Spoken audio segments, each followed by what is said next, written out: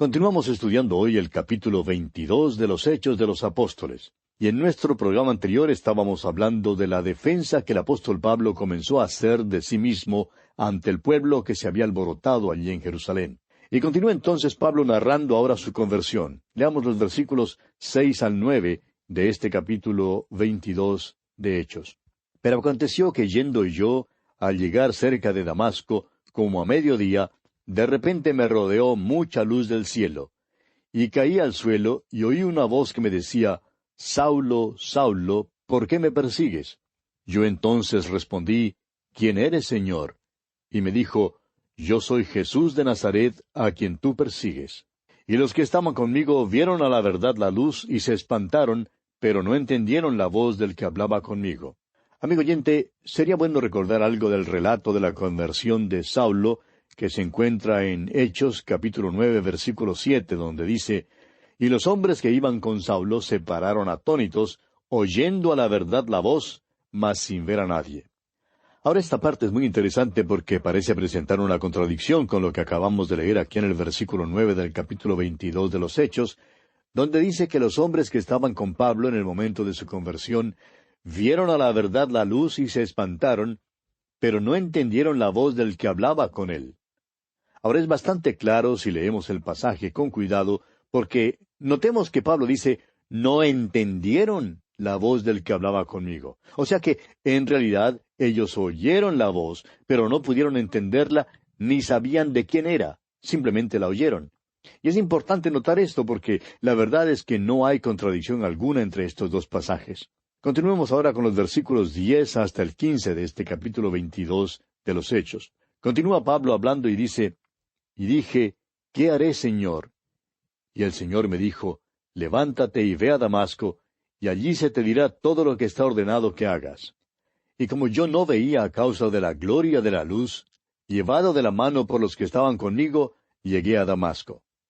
Entonces uno llamado Ananías, varón piadoso según la ley, que tenía buen testimonio de todos los judíos que allí moraban, vino a mí y acercándose me dijo, Hermano Saulo, recibe la vista. Y yo en aquella misma hora recobré la vista y lo miré. Y él dijo, El Dios de nuestros padres te ha escogido para que conozcas su voluntad y veas al justo y oigas la voz de su boca. Porque serás testigo suyo a todos los hombres de lo que has visto y oído. Cabe destacar, amigo oyente, que Pablo estaba participando en ese momento de una entrevista privada con el Señor Jesús. Continuemos ahora con los versículos 16 al 20.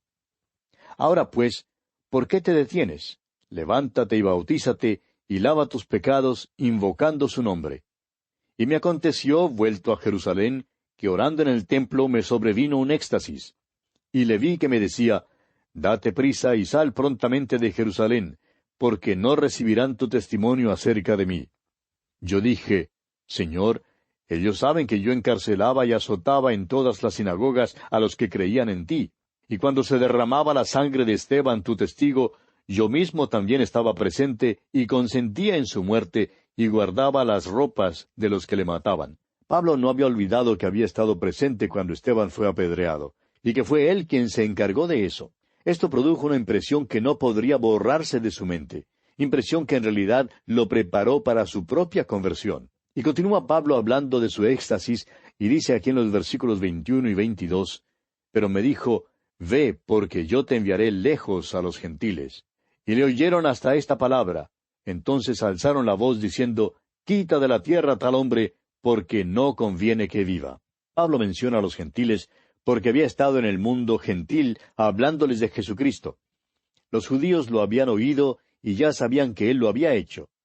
El momento en que el apóstol Pablo menciona a los gentiles fue como si hubiera encendido fuego, y ya los judíos no querían escucharlo más.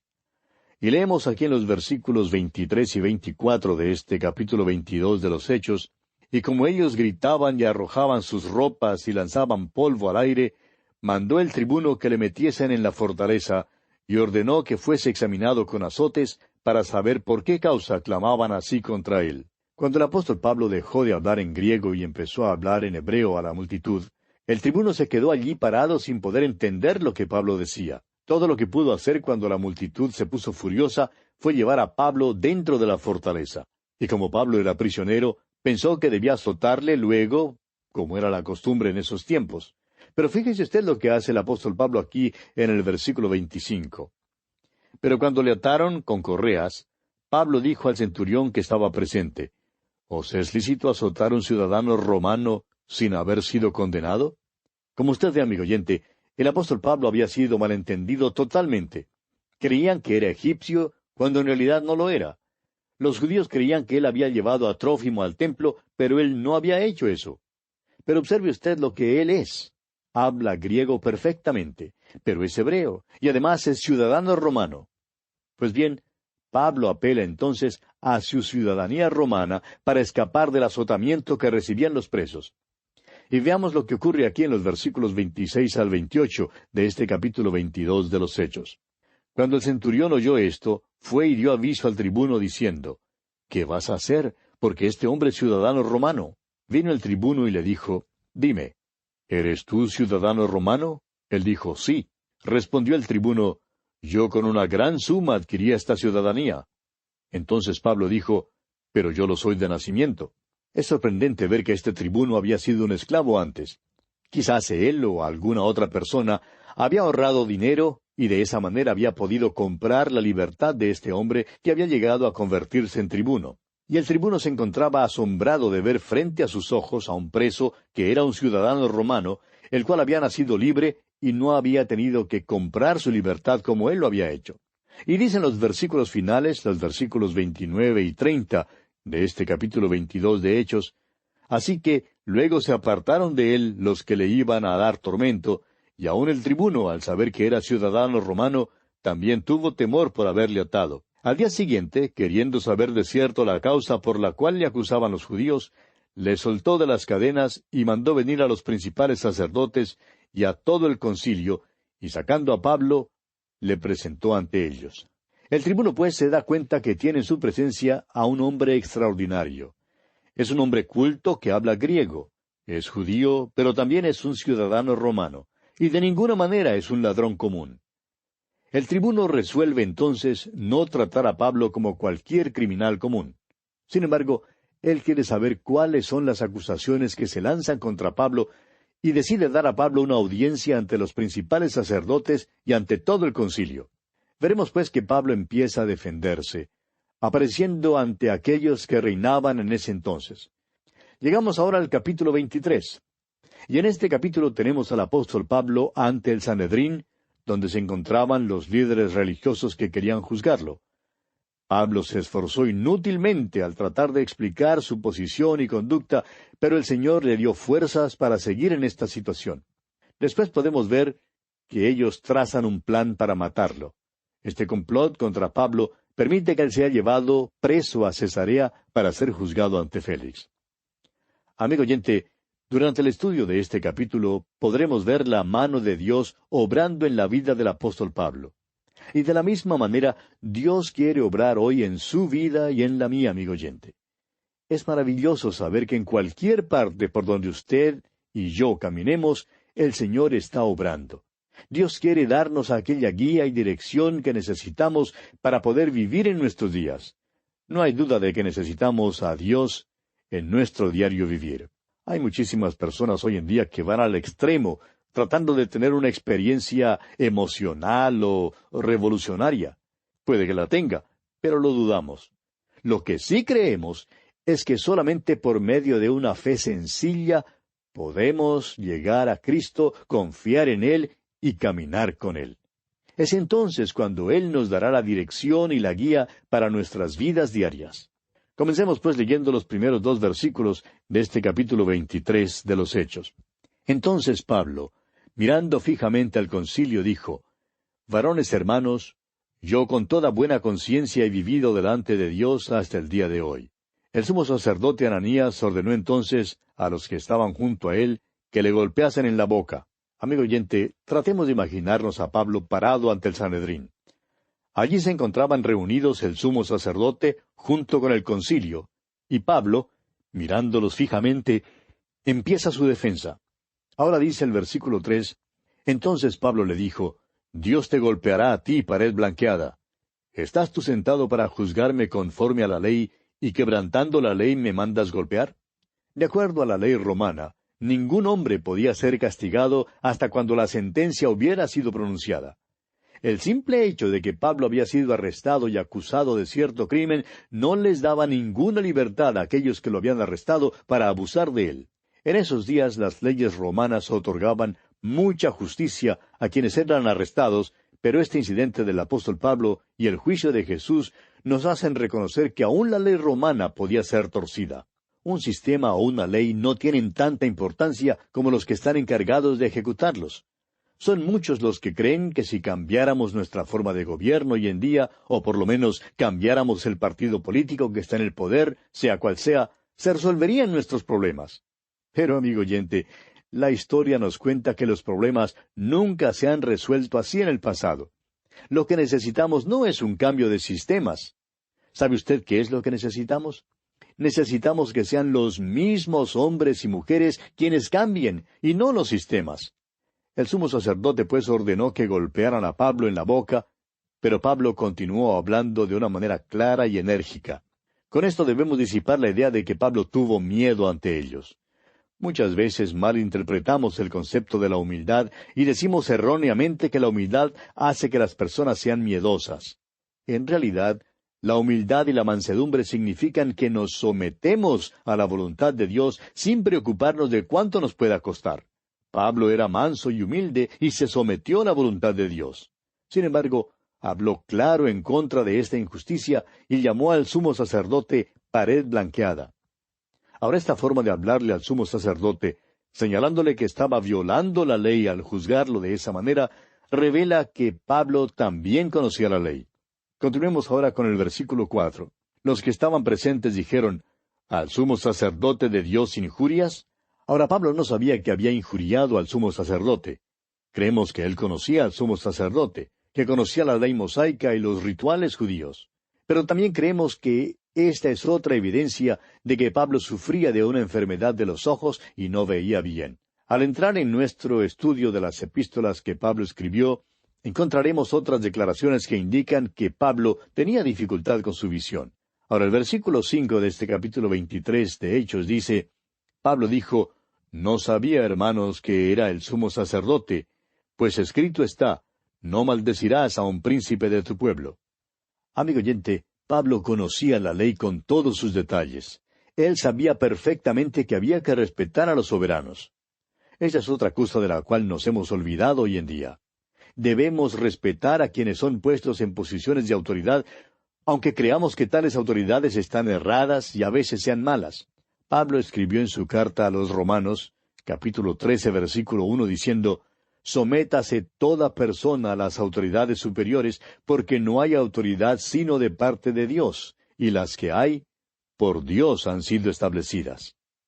Es interesante notar que Pablo escribió esto cuando Nerón estaba en el trono de Roma, y Nerón, como bien sabemos, era un hombre loco. Ahora note usted cómo el apóstol Pablo se aprovechó de la discordia entre los dos partidos que se encontraban allí presentes para apoyar su propia defensa. El punto de discusión que ellos tenían no era la resurrección de Jesucristo. Era que simplemente los fariseos creían en la resurrección de los muertos, en la cual tenían puesta su esperanza, mientras que los saduceos negaban la resurrección. Ahora Pablo aprovechó esta diferencia entre ellos para cambiar el juicio en una controversia teológica entre los fundamentalistas y los liberales. Le fue muy fácil crear esta situación porque nunca ha habido un tiempo en que no se haya producido disensión entre estos dos grupos. Y vemos aquí en los versículos 7 al 9 de este capítulo 23 de los Hechos, que cuando dijo esto, se produjo disensión entre los fariseos y los saduceos, y la asamblea se dividió. Porque los saduceos dicen que no hay resurrección, ni ángel ni espíritu, pero los fariseos afirman estas cosas. Y hubo un gran vocerío, y levantándose los escribas de la parte de los fariseos, contendían diciendo, «Ningún mal hallamos en este hombre, que si un espíritu le ha hablado, o un ángel, no resistamos a Dios». Cuando los fariseos se enteran que Pablo es fariseo, se unen para defenderlo. El doctor Lucas, quien es el escritor del libro de los Hechos, por primera vez dice en el versículo 10 que había grande disensión. Creemos que esta es la peor disensión que se registra en el libro de los Hechos en cuanto a cualquier grupo. Pablo nuevamente se halló en tanto peligro que el tribuno romano tuvo que intervenir para salvarle del Sanedrín, que estaba furioso. Por consiguiente, el tribuno salva otra vez al apóstol Pablo sin enterarse de la razón por la que le odiaban. Y leemos aquí en el versículo 11: A la noche siguiente se le presentó el Señor y le dijo: Ten ánimo, Pablo, pues como has testificado de mí en Jerusalén, así es necesario que testifiques también en Roma. Una vez más, vemos que Pablo no estaba fuera de la voluntad de Dios al ir a Jerusalén. El Espíritu de Dios le había advertido que iba a tener prisiones y tribulaciones cuando fuese a Jerusalén. Pero a pesar de esa advertencia, el apóstol Pablo fue a Jerusalén y testificó del Señor Jesús en esa ciudad. Continuemos con el versículo 12 de este capítulo 23 de los Hechos. Venido el día, algunos de los judíos tramaron un complot y se juramentaron bajo maldición, diciendo que no comerían ni beberían hasta que hubiesen dado muerte a Pablo.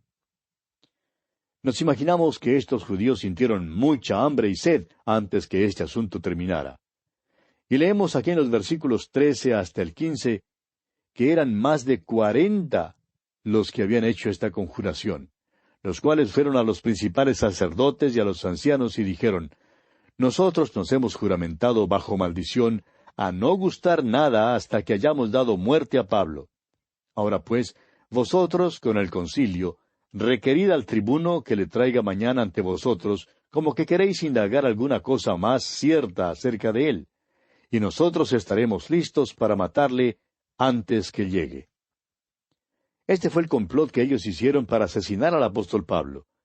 Pero sabemos que el Señor, por medio de su Santo Espíritu, manifestó que tenía un plan diferente para Pablo.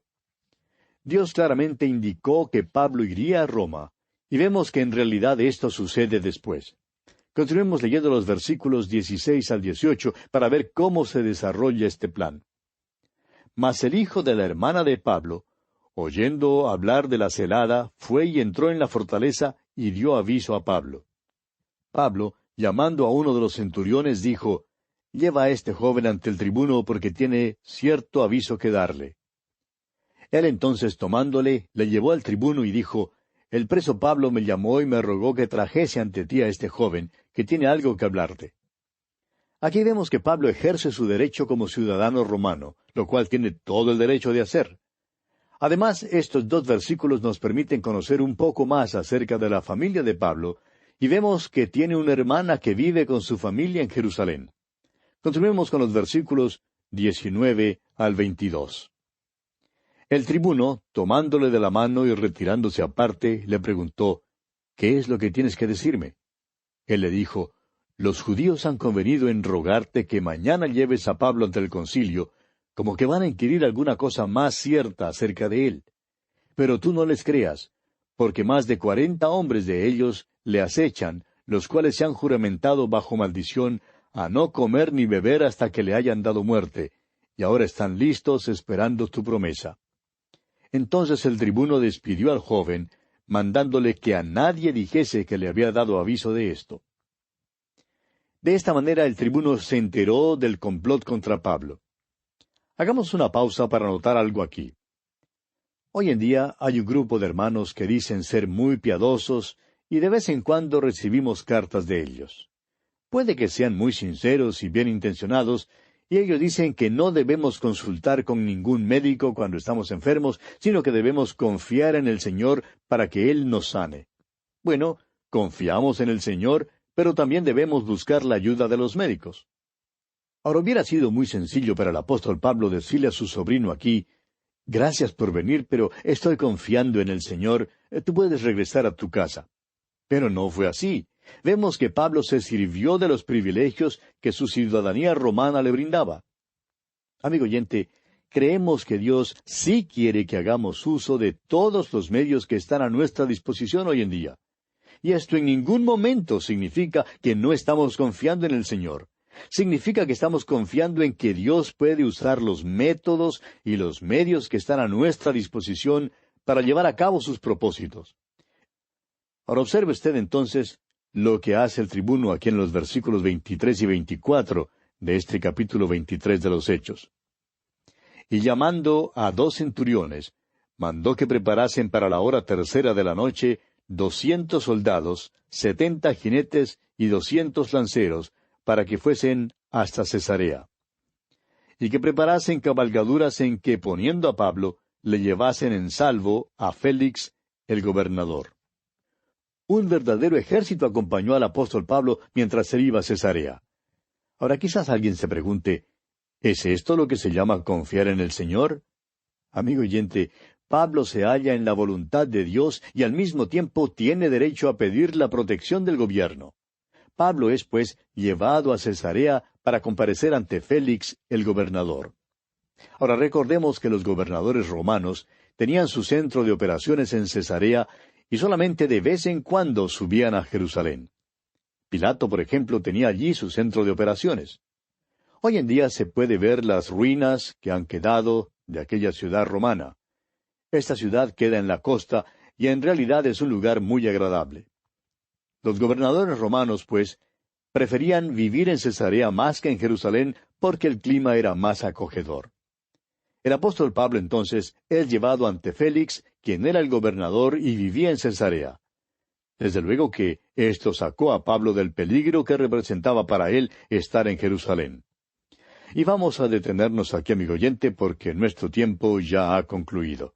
Continuaremos, Dios mediante, en nuestro próximo programa. Hasta entonces, que Dios le bendiga ricamente.